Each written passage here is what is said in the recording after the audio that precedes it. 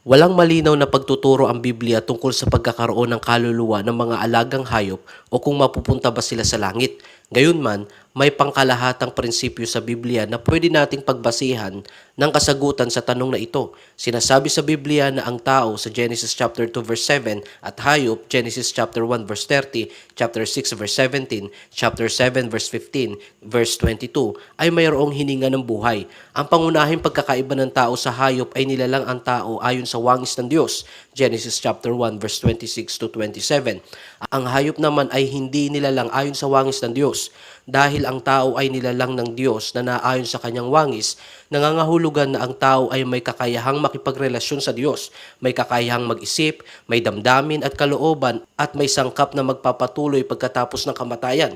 Kung ang mga hayop ay mayroong mang kaluluwa, ito'y naiiba at mas mababa ang katangian kumpara sa kaluluwa ng tao. Dahil sa pagkakaibang ito, ang kaluluwa ng mga hayop ay hindi nagpapatuloy matapos ang kamatayan.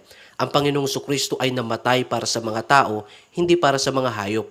Ang isa pang aspetong dapat tingnan upang bigyang kasagutan ang katanungang ito ay ang paglalang ng Diyos sa mga hayop bilang bahagi ng kanyang malikhaing proseso sa paglikha sa Book of Genesis. Nilalang ng Diyos ang mga hayop at tinawag itong mabuti, Genesis chapter 1 verse 25. Alam natin na ang Diyos ay tapat at kapag makarating na tayo sa langit, malalaman natin ang kasagutan sa lahat ng ating mga katanungan.